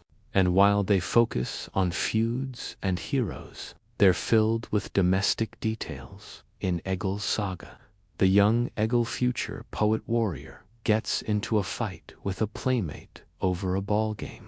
He kills the boy with an axe. Yes, it's extreme, but the context matters. It's not glorified. It's presented as a tragedy. Egil's parents are horrified. The community is shaken, and he's punished not with violence, but with isolation. Sent to his room, essentially, discipline, Viking style, shame, not pain, because the goal wasn't obedience through fear. It was internalized honor. You didn't misbehave because you'd get hit. You didn't misbehave because you'd lose face. And for a culture that prized reputation above almost everything, that was powerful. Now consider gender again, but not as rigid boxers. Yes, boys herded. Girls spun. but flexibility existed in Norse mythology. Valkyries chose, who lived and died in battle, warrior women with immense power in real life. Women could own land, divorce, appear in court, and while no credible evidence shows female warriors were common, a few graves like the famous Burka warriors suggest some women did take up arms, so a girl who showed aptitude for strategy might be encouraged. A boy who preferred weaving might not be shamed as gently steered toward ship rigging, which also required fine motor skills. Roles were practical, not dogmatic, because survival demanded versatility. Now, let's talk about memory. How Viking children preserved the past without writing. Oral tradition wasn't just storytelling, it was data storage, genealogies, land boundaries, legal precedents, trade routes. All carried in the mind, and children were trained early to remember through rhythm, repetition, song. A father might recite his lineage while mending nets. I am Thorstein, son of Leif, son of Gunnar, son of Olaf the Red. The child would echo it back, not as a game, as duty, because if you forgot your ancestors, you forgot your rights, your place, your name, and in a world without deeds or birth certificates, that was everything. Now, as we near the true end not just of this script, but of the Viking Age itself, let's acknowledge the quietest truth of all. The children didn't know they were Vikings. The word Vikings didn't mean Norse person, it meant raider, a temporary occupation. You went Viking.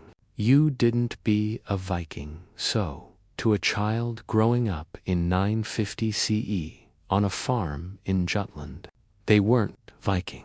They were Norse, Danish, from this valley. They were Rolf, Astrid, Hildur, names, not labels. And when Christianity came, they didn't feel like they were losing an identity. They were gaining a new layer, like adding another thread to a tapestry, not erasing the old, just weaving forward. So the last generation of Norse children didn't mourn the end of the old gods. They simply grew up in a world where Thor shared space with Christ, where you could pray to the white Christ for a safe birth and leave a bowl of milk for the land spirits just in case, because belief, like childhood, is fluid. It bends, it blends, it survives by adapting. Now, let's close our eyes, not yours, mine, and imagine the sound that would have filled a Viking longhouse at night once the chores were done and the fire burned low. Not silence, not even stories, but breathing, the soft, rhythmic breathing of children asleep on furs and straw, tired from work, full from stew, safe for Newen, the warmth of walls built by their parents' hands. No one is watching them, no one is recording their dreams, but they are there, and that is enough, because history isn't just kings and battles, it's also this: a child, asleep in the dark, dreaming of a wooden boat that sails not to raid, but to explore. And in that dream, the world is wide, and they are not afraid. So as you listen to this sif, you're still with my let that image stay with you. Not of axe-wielding warriors, but of tired children, finally resting after a long day in a hard world that they somehow made softer just by being in it. HROLF. Goodnight, Astrid, goodnight, HILDR, and goodnight to you. Let's slip back in, now, not with purpose, not with urgency, but with the quiet rustle of wool blankets being adjusted in the dark. you're still here. Or maybe you're not. Maybe you drifted off 3 parts ago, and your device is playing this into an empty room, the words lapping like gentle waves against the shore of a silent night. Either way, we'll keep going. Not because there's more to prove, but because there's more to settle. Because even after 6 parts of thralls, spindle whirls, and winter stars, there's one last thing to say about Viking children's. Something so ordinary, so human, that it's almost invisible. They worried not about raiding seasons, or blood feuds, or the wrath of Odin, but about the little things. Would their milk cow calve healthy this spring? Would their older brother come back from the trading voyage? Would the new tunic they were weaving have even stitches, or would everyone see the wobble in the pattern? These aren't epic stakes, but they were real, and in that reality, small, anxious, tender Viking children were just like us now.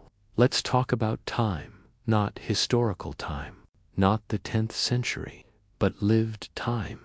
For a Viking child, a year wasn't measured in birthdays. Most didn't even know their exact age. It was measured in events.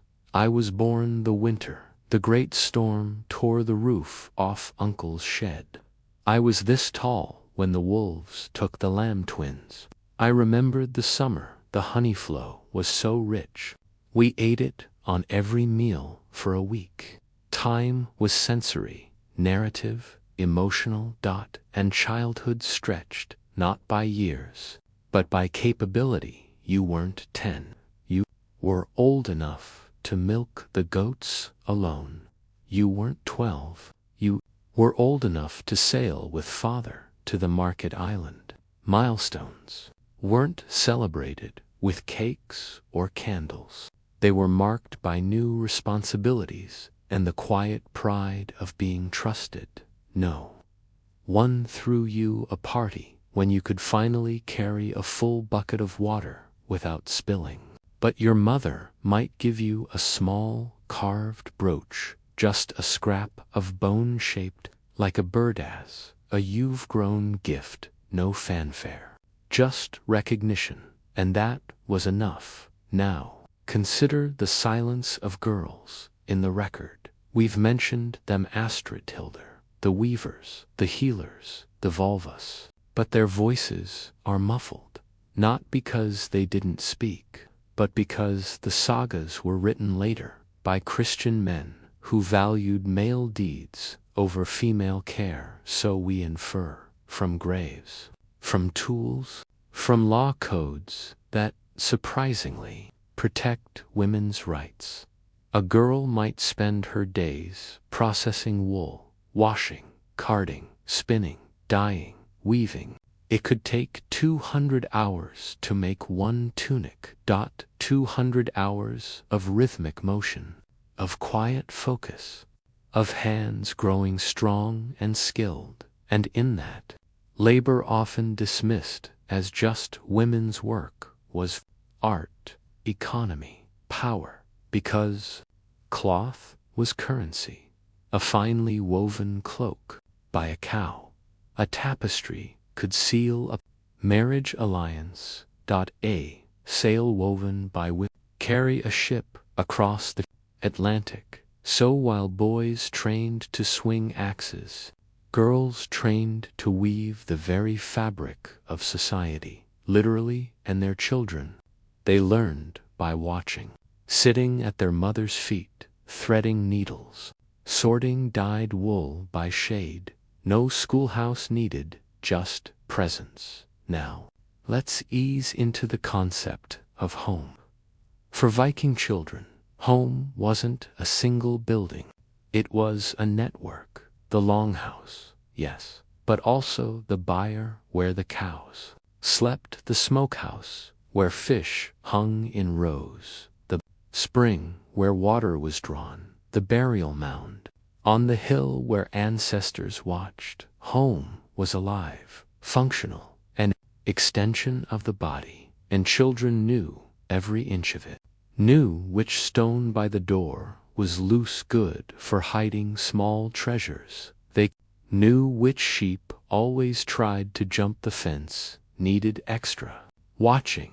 They knew which corner of the hearth gave off the most warmth on winter nights, claimed early intimacy with place, created a deep sense of belonging, not because the land was beautiful, though sometimes it was, but because it was known, and in a world without maps or street signs, being known was safety.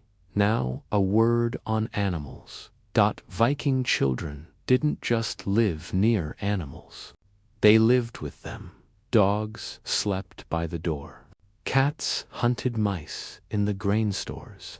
Horses were named, not numbered, and children formed bonds, not sentimental, but practical and affectionate.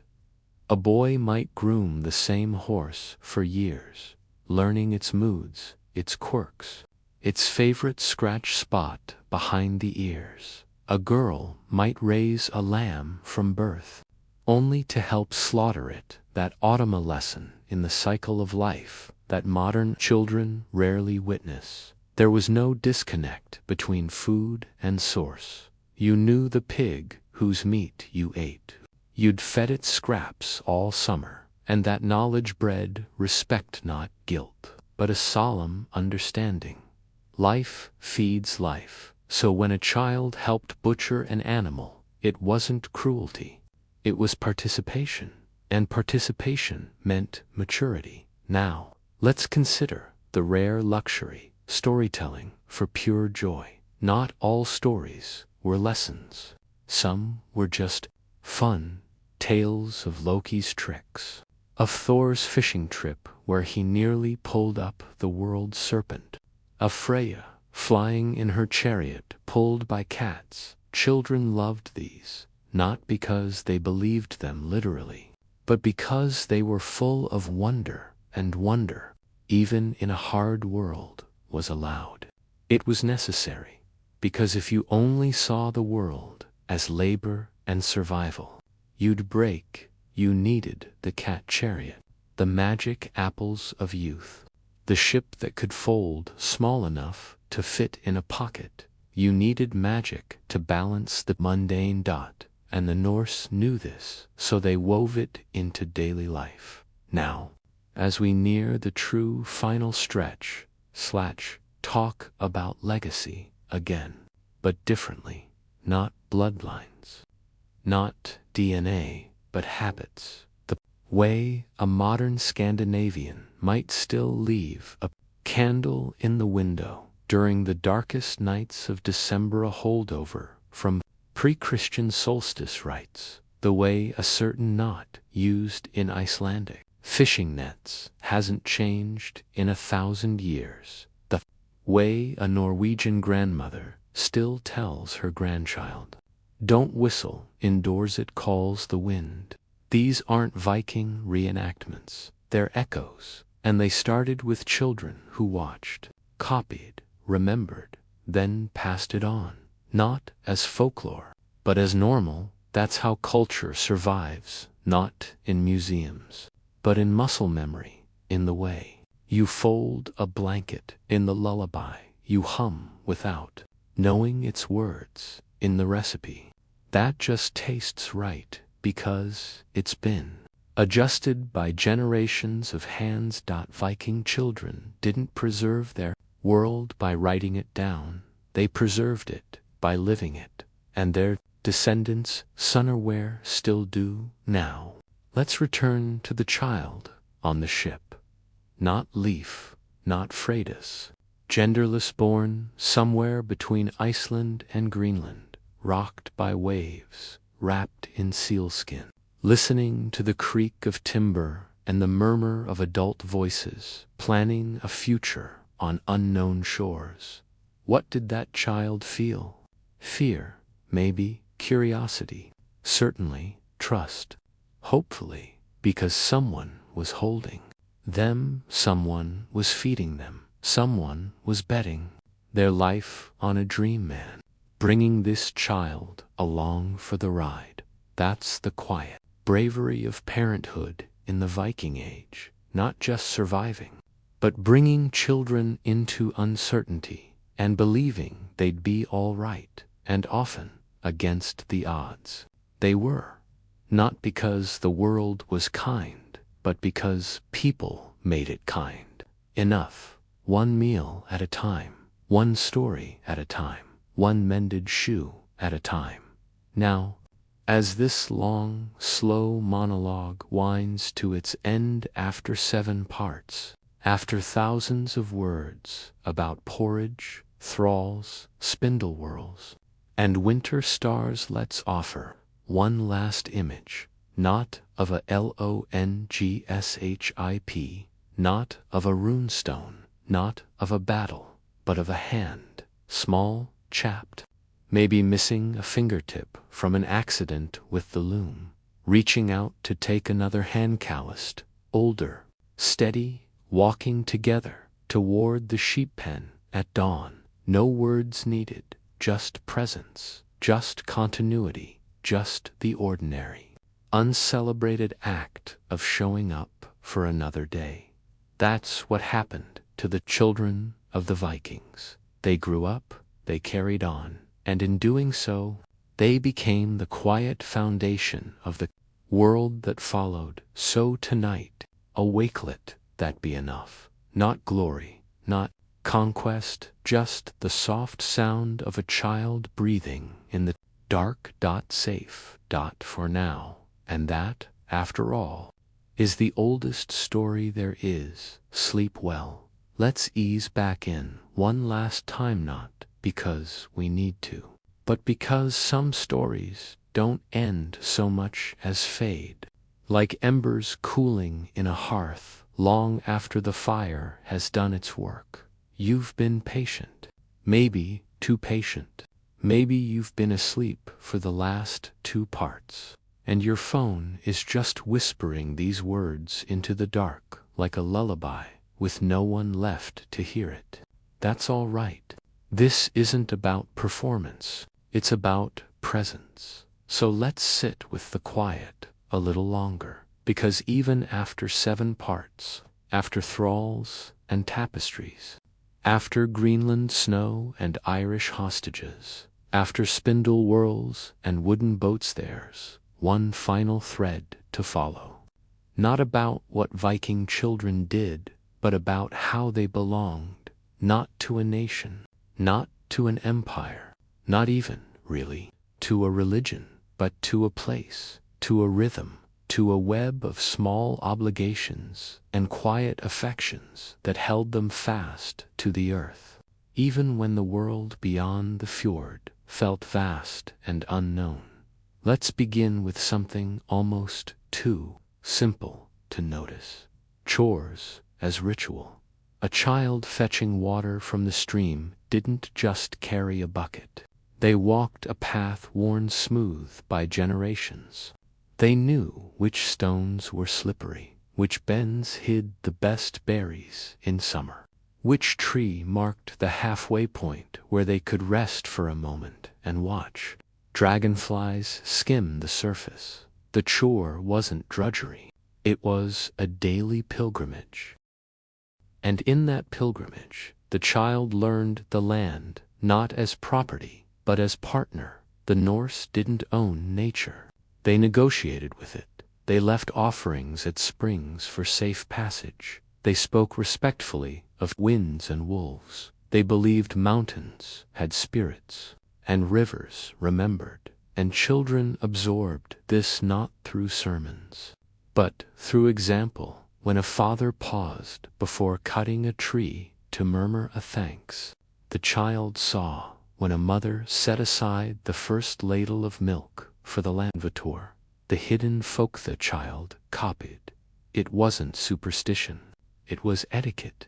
You didn't take without giving, even if what you gave was just a word. Now, consider the role of sound. Viking long were not quiet places. The crackle of the fire, the lowing of cows, In the byre dot, the hum of the loom, dot, the hiss of meat on the spit, the murmur of voices weaving through smoke, and in winter, when the world outside was muffled by snow, those sounds became a cocoon. Children fell asleep to them, not to silence, but to the steady music of survival, and when they woke, those same sounds told them all is well. The fire burns, the animals are fed, the family is here in a world without clocks. Sound marked time. The clatter of bowls meant breakfast. Rhythmic thud of the cornstone meant flour was being ground. The sudden bark of the dog meant someone approached. Children learned to read the house like a language, and that language said, "You are safe. Now, let's talk about the body." Viking children were rarely idle. Their bodies were always in motion, lifting, walking, weaving, rowing, and through that motion, they learned their limits, not from being told you can't, but from feeling it. The ache in the arms after chopping wood, the burn in the lungs after running up the hill with sheep, the callus forming on the palm from the rope. They didn't fear their bodies.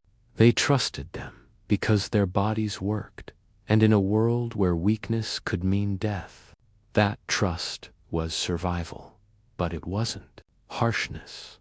A mother would rub sheep fat into a child's chapped hands. A father would show a son how to shift his weight to carry a heavier load without strain. An older sister would braid a younger one's hair tight enough to keep it out of the stew pot, but not so tight it hurt. Care was physical, practical, present. No grand declarations, just hands doing what needed to be done. Now, a word on names again, but differently this time. We've said children were named after ancestors. But what if there were no worthy ancestors? What if your grandfather was a coward, a thief, a man who broke his word? Then you might be given a new name, not to erase shame, but to offer a fresh start. A child might be named Astein, meaning new stone, not for a relative, but as a hope, be the foundation of something better. Names could be promises, and promises, in Norse culture, were sacred, so a child's name wasn't just a label. It was a quiet contract between past, present, and future. Now, let's consider the rare luxury of boredom. Yes, even Viking children knew it. Not the chronic kind born of poverty or neglect, but the fleeting, golden boredom of a summer afternoon when all chores were done, the sun was warm, and there was nothing to do but lie in the grass and watch clouds. In that boredom, imagination bloomed. They saw dragons in the smoke, ships in the cloud formations, gods in the patterns of frost on the window horn, and no adult rushed to fill the silence with activity, because idle hands weren't seen as the devil's workshop. They were seen as the mind's workshop, and the mind, like the loom, needed time to weave. Now, as we truly approach the end, let's speak plainly about death one last time, not as tragedy, not as drama, but as fact. Viking children knew people died, grandparents, siblings, friends, and when they did, the living kept going, not because they didn't grieve, but because stopping meant starving. So grief was woven into work. Mother might hum a lullaby her dead daughter loved while she spun thread. A father might carve a toy boat and leave it on a burial mound. A sibling might take on the dead child's chores without being asked. Grief wasn't performed. It was practiced. And in that practice, the dead stayed close, not as ghosts, but as memory made useful. Now, let's return to the beginning not of this script, but of Viking childhood itself, the moment of choice. Because not every baby was kept. We've mentioned utbur, our exposure, the practice of leaving a newborn to die if it was sickly, deformed, or born into impossible circumstances. It's hard to hear, harder to accept. But here's what's often missed. It wasn't done lightly. Sagas tell of parents weeping as they made the choice, of mothers walking for miles to leave a child far from the farm so no one would hear its cries. This wasn't cruelty. It was despair dressed as mercy. And in that despair there was love. Tragic love, but love nonetheless. Because to choose death over a life of suffering was, in their worldview, a final act of care. We don't have to agree, but we can acknowledge the weight of it, and then, gently, move on. Because most children were kept, and for them, life went on, not gloriously, not icily, but persistently. Now, let's offer a final image, not of a child, but of an object, a comb found in a grave in Burka, carved from antler, finely worn smooth by use, on its side, faintly scratched, a single rune, R, meaning aurochs, but also strength, reign, the beginning. Who owned it? A trader, a thrall, a chieftain's daughter? We don't know, but someone used it every day, ran it through their hair while thinking about dinner, or a coming storm, or a friend they missed, and when they died, someone placed it in their grave not as treasure, but as something they'd want in the next life. Because even in death, you want to be neat, you want to be known, you want to carry a piece of your daily dignity with you. That comb is more honest than any saga. It doesn't lie about heroism. It just says, I lived, I cared, I combed my hair. And maybe that's the truest legacy of Viking children, not that they raided or settled or changed history, but that they showed up every day in wool and wind and wood smoke, tired, trying, human. So, as this very long, very sleepy monologue finally comes to rest after 8 parts and nearly 13,000 words of porridge, peat fires, and quiet endurance, let this be the last thing you hear. The children of the Vikings didn't vanish. They became the soil, the stories, the hands that still, somewhere in Scandinavia tonight, reach out to tuck a blanket around a sleeping child, and in that gesture simple, wordless, ancient is everything. Good night. Let's return once more, not because we're lost, but because some stories resist neat endings. They linger like the scent of wood smoke in wool long after the fire's gone out. You might be asleep, you might be awake. Either way, these words will keep drifting, soft and slow, like snow falling on a silent fjord. We've covered so much: birth, labor, exile, faith, fear, frostbite, and the faint hum of a loom in a winter-dark longhouse. But there's one last corner of Viking childhood we haven't truly entered, not with reverence, not with stillness, and that's the space between waking and dreaming. Because Viking children, like all children, lived half in the real world and half in the imagined. And in that liminal space, they built entire worlds. Now, this wasn't fantasy as we know it, escapism, distraction. It was something quieter, more integrated. The Norse didn't separate magic from reality. They saw them as woven together, like threads in a sail, So when a child claimed they saw a holdafok, a hidden person near the spring, adults didn't say, "That's not real." They might say, "Best leave an offering then."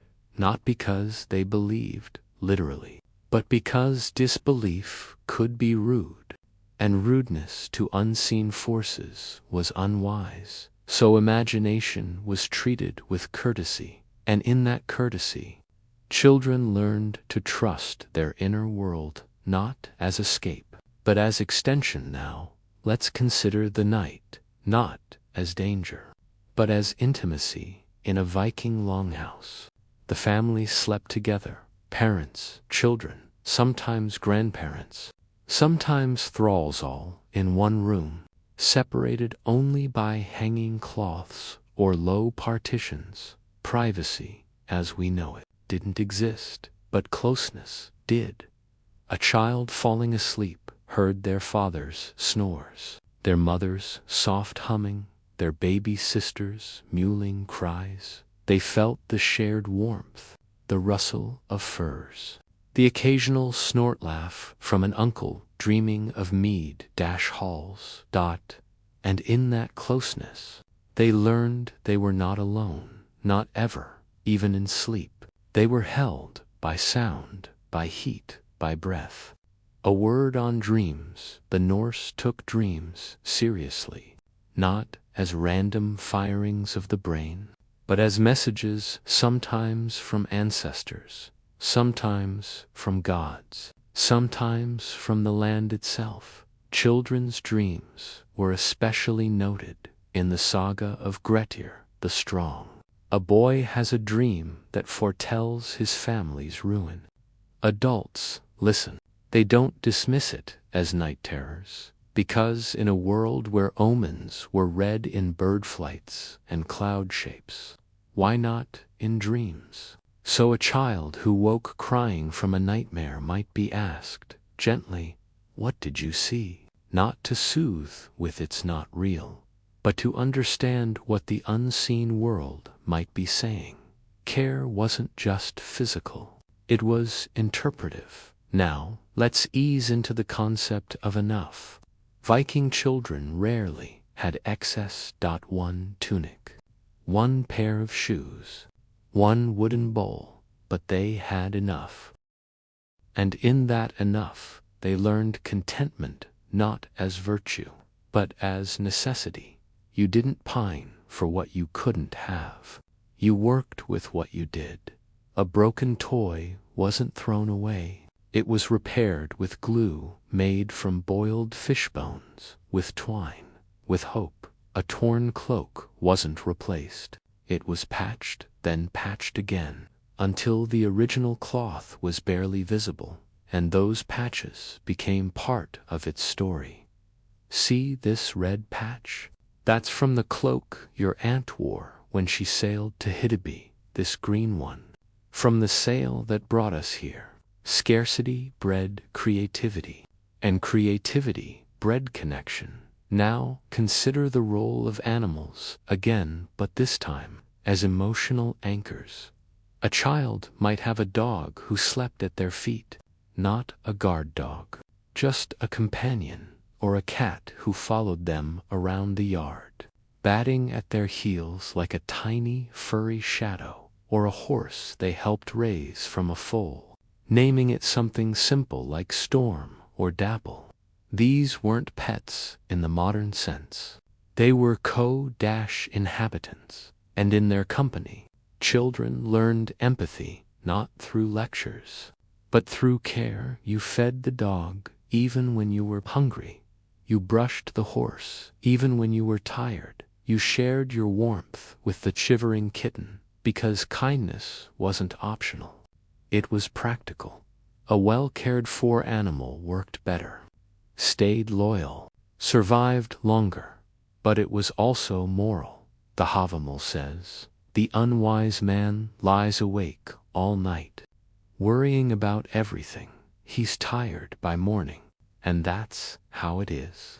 But it also says, cattle die, kinsmen die, you yourself will die, but the fair fame of one who has earned it never dies. And fair fame wasn't just for warriors, it was for the child who shared their bread, for the girl who stayed up to watch a sick lamb, the boy who carried water for an elder without being asked. Fame wasn't loud, it was quiet.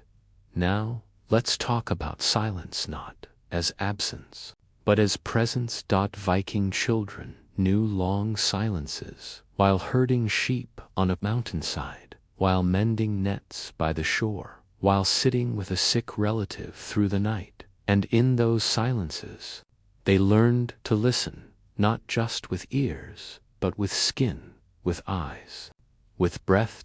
To the wind, shifting direction. To the sheep's sudden stillness before a predator, to the subtle change in a cough that meant fever was breaking. Silence wasn't empty. It was full of signals, and reading those signals was survival. Now, as we near the true, final stillness, let's speak about memory without monuments. Most Viking children left no runestones, no sagas, no DNA matches in modern databases. They vanished without a trace, and yet they didn't vanish, because the world they shaped is still here. The stone walls of their farms still crumble slowly into Icelandic soil. The fishing grounds they charted are still used today. The legal assemblies they attended evolved into modern parliaments. Their legacy isn't in names, but in structures, in the way a meeting is held, in the way a dispute is settled, in the way a child is taught to comb their hair before facing the day. That's immortality, not in glory, but in continuity. Now, let's return to the comb one last time. That antler comb from Burka, worn smooth, etched with a single rune. It wasn't buried with a king, not even a jarl, just someone who mattered enough to be remembered with a comb. In that small ACP, in a comb, in a grave is everything we need to know about Viking childhood. It was ordinary, it was dignified, it was human. So tonight, if you're still with me, let go of the need for heroes. Let go of raiders, longships, blood eagles, and horned helmets again. They didn't wear them. Instead, picture a child sitting on a log outside a longhouse at dusk, not dreaming of conquest, just watching the smoke curl into the sky, wondering if the stars are really the sparks from Muspelheim, wondering if the raven on the fence is Odin's, wondering if there'll be honey on the porridge tomorrow. And in that wondering, small, tender, fleeting is the whole of it. The children of the Vikings didn't change the world, they lived in it, and by living in it fully, quietly, persistently, they kept it turning. So as this very long, very slow monologue finally closes its eyes, let yours close too. The fire's embers are glowing, the sheep are safe in the byre, the child is asleep, and all is well. Good night. Let single quotes as come back now just one last time, not with ceremony, not with fanfare, but with the soft shuffle of bare feet on packed earth as a child slips out of the longhouse just before dawn. The air is sharp with cold, the kind that nips at your nose and makes your breath hang like a ghost in front of you. But the child doesn't mind. This is their favorite time, quiet, still, the whole world asleep, except for them, and maybe the ravens. They walk to the edge of the field, where the sheep huddle together like woolen boulders, and they sit, just sit, watching the sky lighten from black to gray to the faintest blush of rose over the eastern hills, no one told them to come here. No one sent them on a quest. No saga will ever mention this moment, and yet this is where history lives, not in the clash of swords or the signing of treaties, but in this, a child, alone with the morning, feeling small and vast all at once, because that's the secret we've been circling this whole time. The children of the Vikings weren't waiting to become warriors, queens, or explorers. They were already whole, already enough, already stitching the future knot with glory, but with grit, with kindness, with the quiet courage of showing up day after day in a world that offered no guarantees. And now, at the very end of this long, slow drift through birch forests and burial mounds, through thrall quarters and trading docks, I want to leave you with something, not a fact, not a date, but a feeling, the feeling of wool against your cheek as you fall asleep in a smoky longhouse, the feeling of ice under your boots as you carry water from the stream. The feeling of your mother's hand on your head as she braids your hair before a feast. That's what survived, not the raids, not the runes, the tenderness, because, for all their reputation for violence, the Norse built a world that lasted not through force, but through family, through community, through the ordinary, uncelebrated act of raising children who knew how to mend a net, tell a story, and leave an offering for the hidden folk just in case. And those children, they didn't vanish when the Viking Age ended. They became your ancestors, maybe not yours by blood, but by spirit, because if you've ever fixed something instead of replacing it, if you've ever sat quietly with someone who was hurting, if you've ever looked up at the stars and felt both tiny and connected, then you've touched the legacy of those children, not through conquest, but through continuity. So as this monologue, nearly 13,000 words long, stitched together like a Viking sail from fragments of bone, wool, and memory, finally comes to rest, let it rest gently, like a hand on a child's shoulder. Like snow on a thatched roof, like the last ember glowing in the hearth. You don't need to remember every name, you don't need to recall every date, just remember this: the children of the Vikings are still with us, not in museums, not in movies, but in every quiet act of care that says, I see you, you matter, let's keep going.